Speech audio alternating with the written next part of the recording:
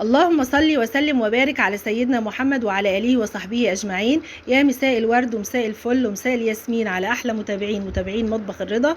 بحبكم في الله. لما أولادك يدخلوا عليكي ويقولوا لك يا ماما إحنا هنطلب كشري دليفري، يا ماما إحنا عايزين ناكل في مطعم كشري، تعملي إيه؟ تسألي على علبة الكشري تلاقيها ب20 جنيه، يبقى ما فيهاش 5 معالق على بعضيهم، يبقى نجري بسرعة نجيب حاجات الكشري، هنصرف ال100 جنيه ديت بس هنتغدى ونتعشى وندي لاصحابنا وحبايبنا. زي ما انتوا شايفين ما شاء الله التكلفه 100 جنيه، عملت كل الوجبه اللي انتوا شايفينها ديت، حاجه سهله وبسيطه ونظيفه وعملتها في البيت. حتى العيش التوست بتاعه، العيش المقرمش اللذيذ عملته. بسم الله ما شاء الله كميه كبيره زي ما انتوا شايفين. اول حاجه جبت معايا كده الحمص وجبت معايا العدس من بالليل ورحت نقعاهم كده في ميه وسبتهم على جنب.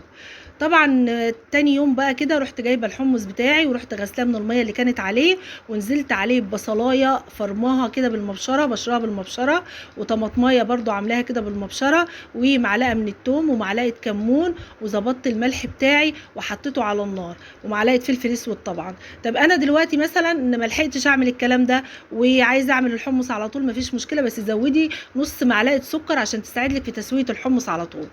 رجعت بعد كده جبت البصل وقطعت البصل زي ما انتم شايفين كده جوانح او شرايح، اهم حاجه الشرايح بتاعه البصل تكون رقيقه. حطيت الزيت معايا على النار وهسيب الزيت لما يسخن براحته، طبعا بختبره بايدي كده من فوق اللي حسيت بسخونه الزيت يبقى كده تمام. زي ما انتم شايفين ما شاء الله العدس بتاعي سوري الحمص بتاعي بقى حلبسه جميله جدا. الميه بتاعته دي بتشربيها كده مع معلقه حمص كده في كوبايه، بتحسي ان انت شربتي حلبسه كده جميله اللي هو حمص الشام اللي بنشربه. بدأت طبعا البصل يا حبايبي زي ما انتم شايفين، ما تحطيش لو انت عامله كميه كبيره من البصل ما تحطيش كل الكميه دي، لا حطي كميه بسيطه، ما تقلبيش فيه خالص الا لما تحسي ان هو خد لون من تحت، عشان ما ينزلش النشا بتاعه في قلب الزيت ويبدأ ان هو يطلع طري مش مقرمش. دي حاجه لازم تعمليها وتخلي بالك منها. بالنسبه للزيت خليه غزير شويه، لان الزيت دوت هو اللي هيكمل معايا باقي الوصفه بتاعتنا، باقي الكشري، لان الكشري كله بيعتمد على الزيت اللي انتم شايفينه ده. هنا طبعا كانت الانبوبه بتاعتي خلصت، فاضطريت ان انا استنى لما غيرت الانبوبه بتاعه البوتاجاز، ورجعت بعد كده بدانا نقلي البصل بتاعنا. بسم الله ما شاء الله زي ما انتم شايفين طالع مقرمش ولذيذ، شايفين بقى يا سيدي. حطيت بقى الكميه، طبعا هنا كان سخن جدا كده وانا حبيت اوريه لكم، كان سخن جدا ما شاء الله عليه منطور ومقرمش وجميل. بتخلصي الكميه بتاعتك وبعد كده بتحشيه خالص من جنب السخونه وبتطلعي بيه تحت المروحه في الهواء عشان ما يتطرش برده منك زياده. حطيت بقى الحله على النار، معلش انا بجري شويه لان انتوا عارفين الكشري ده بتكون شغلانته كتيره شويه. حطيت بقى حله على النار، اول الميه ما غليت معايا حطيت معلقه من زيت البصل عشان تبقى ريحه المكرونه زيت البصل، وحطيت طبعا الملح بتاعي، وبدات انزل الاول بالمكرونه الاسباجيتي. هنزل بالاسباجيتي تاخد غلوه، وبعد ما تاخد الغلوه بتاعتي هنزل بالمكرونه الصغيره بتاعتي الرفيعه اللي انا بحطها، وبعد كده هطفي النار على طول واحط عليها الغطا واسيبها شويه هتستوي وما تقلقيش خالص، وهتبقى منطوره معاكي افضل ما تغليها وتخليها تغلى معاكي وتضطر. طبعا بتركني بقى الغطا كده علشان المكرونه ما تفرش معاكي وتنزل على البوتاجاز. هنا كان الحمص بتاعي طبعا لسه على النار زي ما انتم شايفين، فكان مقرب خلاص على تسويه، بس طبعا احنا لما نكون بنعمل حاجات كتير بنستغل عين البوتاجاز كلها. بسم الله ما شاء الله كان استوى معايا، شايفين بقى ما شاء الله الميه بتاعته او الشوربه بتاعته تحفه. في نفس الحله اللي انا سلقت فيها المكرونه، في نفس الحله اللي هعمل فيها معايا الرز والشعريه، بنفس زيت البصل. خدت معلقتين من زيت البصل علشان ما كترش على نفسي مواعين خالص، صفيت المكرونه وجبت الحله بتاعه المكرونه، ورجعت بعد كده حطيت فيها معلقتين من الزيت زي ما انتم شايفين، وبدات ان انا اول حاجه هنزل معايا بالشعريه. الشعريه لو انت يعني ما بتقلبيش فيها باستمرار وحاسه نفسك ان انت مش هتقدري ان انت تخلي اللون يطلع موحد، اديلها نص معلقه ملح، الملح بيوحد لون الشعريه لما تكوني بتحمريها، او الرز اي لون حاجه بتتحمر وحطيت لها نص معلقه ملح بيوحد اللون على طول. بدات اقلب في الشعريه زي ما انتم شايفين كده لحد الشعريه بتاعتنا ما هتاخد لون الذهبي الجميل، وهنشوف هننزل ايه عليها تاني. هنعمل شويه رز بشعريه بعدس، حاجه كده يتقال لها سيدي يا سيدي. هنا كان معايا طبعا الرز. الكميات دي انا مش هقدر احدد لك، بس انا دايما حطيت كيلو رز بحط نص كيلو شعريه، حطيت نص كيلو شعريه بحط ربع كيلو، نص كيلو رز بحط ربع كيلو شعريه. عايزه تزودي مفيش مشاكل، دي راحتك انت، يعني كل واحد دي حريات، ما اقدرش اغصب عليكي فيها، بس انا بقول اللي انا بعمله. هنا كان خلاص معايا تمام. نزلت بالنص كيلو عدس بتاعي، بسم الله ما شاء الله تحفه. وهقلب كده، واول ما اعرف ان خلاص سمعت صوت الخرخشه كده الجميله ديت بتاعه الرز والحمص مع بعض، هبدا انزل بالميه السخنه على طول على الرز بتاعي. طبعا مكعب من الماجي، معلقه فلفل اسود، وبظبط الملح بتاعي، وكده الدنيا زي الفل. وهغطي واسيبه. وطبعا بالنسبه للعقد بتاعه زي ما بنحط الرز بتاعنا العادي خالص، بس بنقلل كميه بسيطه علشان العدس بينزل ميته. هسيبه بقى اول ما يغلي هنقله على نار تاني. وتعالوا مع بعض بسرعه نعمل الصلصه بتاعه الكشري. بالنسبه لصلصه الكشري يا جماعه، انا حطيت برده معلقتين من زيت البصل، ونزلت عليهم كده بمعلقه من الثوم. واول ما معلقه الثوم هبدا كده الاقيها اصفرت اللون الذهبي، هنزل عليها بمعلقه كده من الخل. طبعا في كتير قوي قوي بيحب يحط بصل ويحط عليه الثوم، دي حريات زي ما بتحبي اعملي. بس انا دايما بقول ليه يعني ما دام احنا عاملين زيت بصل، ما هو زيت البصل مقلي فيه البصل، فيه ريحه البصل، نازل فيه برضو نازل فيه بواقي البصل نازله فيه، فمش محتاجه الكلام ده. وهنا زي ما انتم شايفين بقى ما شاء الله تبارك الرحمن، شكل الرز كان تحفه مع العدس وطالع منطور وجميل جدا. خلاص كده ركنت الصلصه بتاعتي. كان معايا طماطم بقى طبعا جاهزه، ركنتها وبدات اعمل دلوقتي في العيش. جبت بقى العيش بتاعي، العيش اللي هو الابيض ده كان عندي بصراحه، بدات اقطعه زي ما انتم شايفين كده، وهبدا اعمله العيش التوست اللي بيبقى جنب الكشري التحفه ده.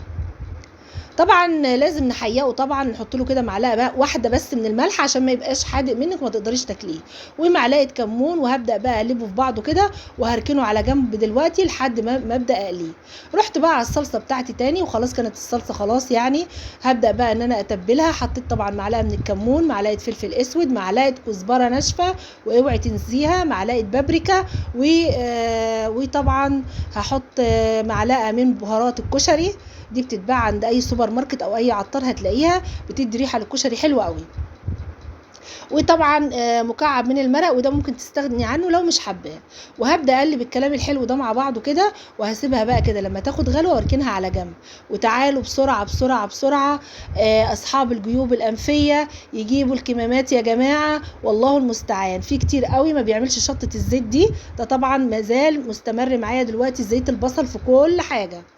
اللي انتوا شايفينه ده بواقي زيت البصل اللي نازله في الزيت. بدات كده نزلت بمعلقتين من زيت البصل، ونزلت عليهم بالشطه. وطبعا دي مش قادره اقول لكم بتبقى حاميه قد ايه، بس اللي عنده اطفال يخرجهم بره البيت بقى يعني بصراحه. وطبعا اول ما حسيت ان الشطه احمرت معايا كده، ادت اللون الاصفر الفاتح، نزلت عليها بمعلقه من الخل. وهبدا اخد بقى من الصلصه اللي انا عاملاها بتاعه الكشري وازودها زي ما انتوا شايفين، وكده تبقى دي جهزت معايا وزي الفل، مش محتاجه اي حاجه. شطه الزيت يا جماعه اللي بتتعمل في محلات الكشري زودتها بس كده عشان ما تبقاش تقيله قوي، يعني مج كده من الميه السخنه، كوبايه من الميه السخنه. وخلاص كده كان القوام بتاعي مظبوط. وبدات اظبط الملح بتاعي، طبعا بتدوقي اكلك كله، مجرد ان هي يا دوب هتغلي كده هطفي عليها وتبقى خلاص. اخر بقى تكه من التكات اللي هتعمليها، وهي هتتعمل طبعا للمكرونه. بالنسبه للمكرونه طبعا لازم تفلفليها، يا اما تحطي معلقتين زيت البصل في الحله وترديها تاني وتقلبيها تقليبه على النار، يا اما مش عايزه تعملي كده وتعملي زي حالاتي، خلاص مفيش مشكله. تعالي كده هاتي شويه من زيت البصل وحطيهم على المكرونه، فلفلي بيهم المكرونه، هتلاقيه منه المكرونه يبقى ريحتها زيت البصل، وفي نفس الوقت هيديلها طعم كويس. رجعنا بقى تاني لاخر حاجه بقى من وصفاتنا، وكده اكلنا كله هيكون جاهز وتمام. بدانا ان احنا هنقلي بقى العيش بتاعنا، حطينا الزيت وبدانا طبعا نقلي العيش بتاعنا زي ما انتم شايفين كده. طلع والله مقرمش وجميل وكان تحفه، كان خيال بصراحه.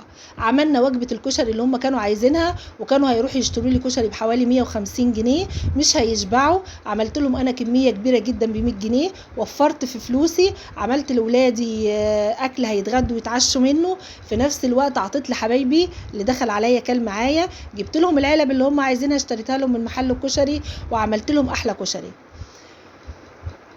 كده افضل وكده انضف وكده احسن وكده اوفر. استاهل بقى ايه من الكلام الحلو الجميل ده؟ استاهل من ايديكم الحلوه احلى لايك.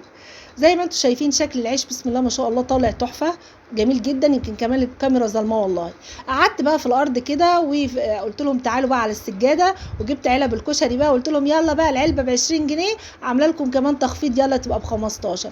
وما شاء الله زي ما انتم شايفين في من كل خيرات ربنا، في طبق الورد الجميل اللي هو البصل بتاعنا والحمص، وما شاء الله تبارك الرحمن الرز بتاعنا اللي كانت ريحته جايبه اخر الدنيا، الرز على العدس على الشعريه، وما شاء الله تبارك الرحمن المكرونه منطوره وجميله، والحمص حاجه كده كانت بصراحه وهم.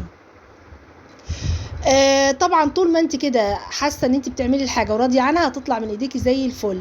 وما تكسليش وتقولي الكشري ده شغلانه، هو ممكن يكون شغلانه شويه، بس لو انت يعني جهزت كل حاجتك ووقفت كده على طول وكل عين عليها حاجه هتحس ان انت بتعمليه في ثواني، مش هياخد من ايديكي وقت. بجد انا عملته والله وكان جميل جدا وكان كامل من كله، وجبت لهم المعالق وجبت لهم زي ما انتم شايفين كده معايا العلب بتاعه الكشري، وعملت لهم احلى كشري. هم كمان قالوا لي تسلم ايدك يا ماما، بجد ريحه الكشري كانت جميله جدا. وطبعا الطبق اللذيذ الجميل ده يروح لحبايبنا يدوقوا معانا. بتمنى يا رب كده ان الكشري بتاعي كده يعجبكم، والوصفه بتاعتي تكون حلوه وتحوز طبعا على رضاكم. وبتمنى من ايديكم الحلوه احلى لايك. وقومي بقى وما تكسليش، هاتي شويه مكرونه وشويه طماطم، انا عارفه انهم ممكن يكونوا غاليين عليكي شويه، بس صدقيني لو جبتي ومشيتي بالتكات والوصفات اللي انا قلتها لك ديت هتحسي ان العمليه بسيطه واوفر كتير كتير من انك تروحي تجيبي علب كشري العلبه ب20 جنيه، مش هتعمل لاولادك اي حاجه. شايفين بقى قال له ايه ده بقى سيدي يا سيدي، الشكل يشهي والطعم والله كان ولا اروع. بتمنى الوصفه بتاعتي تعجبكم. اتكلمت معاكم كتير وقلت كل التكات والاسرار الكشري، ودلوقتي اقول لكم السلام عليكم ورحمه الله وبركاته.